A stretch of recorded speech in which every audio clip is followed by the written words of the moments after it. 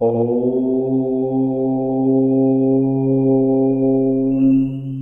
ಓಂ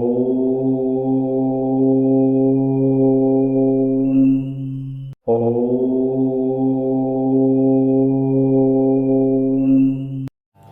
ಸೌಂದರ್ಯಲಹರಿ ಶ್ಲೋಕ ಸಂಖ್ಯೆ 56. ತವಾಪರ್ಣೆ ಕರ್ಣೆ ಜಪನಯನ ಪೈಶೂನ್ಯಚಕಿತಾ ನಿಲೀಯಂತೆ ತೋಯೇ ನಿಯತಮನಿಮೇಷಾಶಫರಿಕಾಃ ಇಯಂಚ ಶ್ರೀರ್ಬದ್ಧಚ್ಚದಪುಟಕವಾಟಂ ಕುವಲಯಂ ಜಹಾತಿ ಪ್ರತ್ಯೂಷೇ ನಿಶಿಚ ವಿಘಟಯ್ಯ ಪ್ರವಿಶತಿ.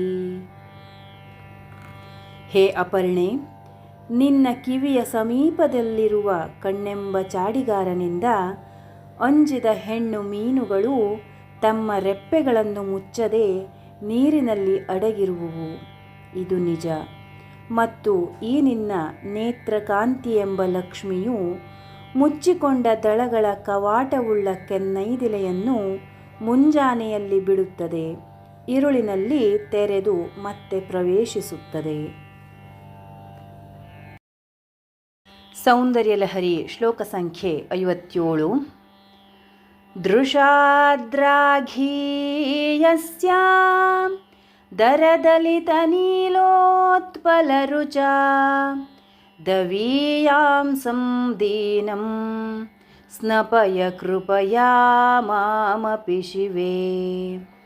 ಅನೇನಾಯಂ ಧನ್ಯೋ ಭವತಿ ನ ಚ ತೇ ಹಾನಿರಿಯತಾ ವನೇ ವಾ ಹರ್ಮ್ಯೇ ವಾ ಸಮಕರ ನಿಪಾತೋ ಹಿಮಕರಃ. ಹೇ ಶಿವೆ, ದೀರ್ಘವಾದ ಸ್ವಲ್ಪವಾಗಿ ಅರಳಿರುವ ಕೆನ್ನೈದೆಲೆಯ ಕಾಂತಿಯುಳ್ಳ ನಿನ್ನ ಕಟಾಕ್ಷ ದೃಷ್ಟಿಯಿಂದ ಅತಿ ದೂರದಲ್ಲಿರುವವನೂ ದೀನನೂ ಆದಂತಹ ನನ್ನನ್ನು ಕೂಡ ಸ್ನಾನ ಮಾಡಿಸು. ಈ ನಾನು ಇಷ್ಟರಿಂದಲೇ ಧನ್ಯನಾಗುತ್ತೇನೆ. ಇದರಿಂದ ನಿನಗೆ ಹಾನಿಯಾಗುವುದಿಲ್ಲ. ಚಂದ್ರನು ಉಪ್ಪರಿಗೆಯ ಮೇಲೆ ತನ್ನ ಕಿರಣಗಳನ್ನು ಪ್ರಸರಿಸುವಂತೆ ಕಾಡಿನಲ್ಲಿಯೂ ಸಮಾನವಾಗಿ ಪ್ರಸರಿಸುವುದಿಲ್ಲವೇ?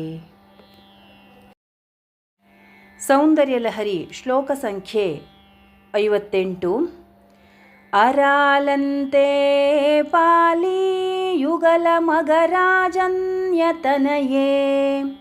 ನ ಕೇಶಾಮಾಧತ್ತೆ ಕುಸುಮ ಶರಕೋ ದಂಡ ಕುತುಕಂ ತಿರಶ್ಚೀನೋ ಯತ್ರ ಶ್ರವಣಪಥಮುಲ್ಲಂಘ್ಯ ವಿಲಸನ್ ಅಪಾಂಗೌ ವ್ಯಾಸಂಗೋ ದಿಶತಿ ಶರಸಂಧಾನಧಿಷಣಾಂ. ಹೇ ಪರ್ವತ ರಾಜಕುಮಾರಿ, ನಿನ್ನ ಪಾಲಿಯುಗದ ಬಾಗು ಮನ್ಮಥನ ಬಿಲ್ಲಿನ ಸೌಭಾಗ್ಯವನ್ನು ಯಾರಿಗೆ ತಾನೇ ಉಂಟು ಮಾಡದು? ಅಡ್ಡಲಾಗಿರುವ ನಿನ್ನ ಓರೆಗಣ್ಣಿನ ಪ್ರಸಾರ ಕಿವಿಯನ್ನು ದಾಟಿ ಸ್ಫುರಿಸುತ್ತ ಬಿಲ್ಲಿನಲ್ಲಿ ಹೂಡಿದ ಅಂಬೋ ಎಂಬ ಭ್ರಾಂತಿಯನ್ನುಂಟು ಮಾಡುತ್ತಿರುವುದು. ಸೌಂದರ್ಯಲಹರಿ ಶ್ಲೋಕ ಸಂಖ್ಯೆ 59.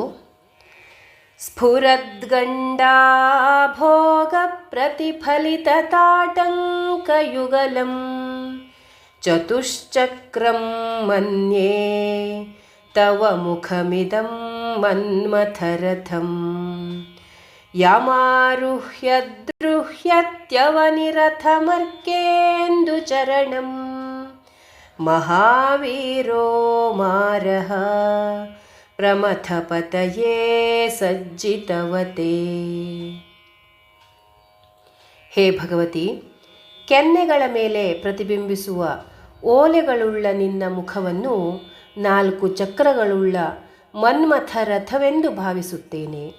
ಈ ರಥವನ್ನೇರಿದ ಮಾರನು ಮಹಾವೀರನಾಗಿ ಸೂರ್ಯ ಚಂದ್ರರೇ ಗಾಲಿಗಳಾಗಿರುವ ಭೂಮಿ ಎಂಬ ತೇರಿನಲ್ಲಿ ಸಜ್ಜಿತನಾಗಿರುವ ಪ್ರಮಥಪತಿಯಾದ ಪರಮೇಶ್ವರನನ್ನು ಎದುರಿಸುತ್ತಾನೆ. ಶ್ರೀದೇವಿಯ 2 ಓಲೆಗಳು ಅವುಗಳ ಪ್ರತಿಬಿಂಬಗಳೂ ಸೇರಿ 4 ಚಕ್ರಗಳಾಗಿವೆ. ಶ್ರೀದೇವಿಯ ಮುಖವೆಂಬ ರಥವನ್ನೇರಿದ ಮನ್ಮಥನು ಸೂರ್ಯಚಂದ್ರರೇ ಚಕ್ರಗಳಾಗಿರುವ ರಥವುಳ್ಳ ತ್ರಿಪುರಾಂತಕನನ್ನೂ ಸೋಲಿಸುತ್ತಾನೆ ಎಂಬುದು ಇದರ ಭಾವವಾಗಿದೆ. ಸೌಂದರ್ಯ ಲಹರಿ ಶ್ಲೋಕ ಸಂಖ್ಯೆ 60.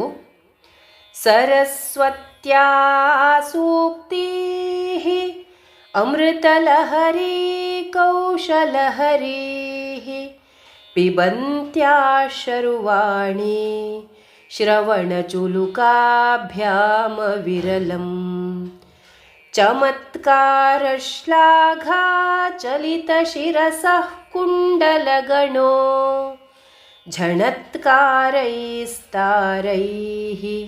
ಪ್ರತಿವಚನಮಾಚಷ್ಟ ಇವತೆ.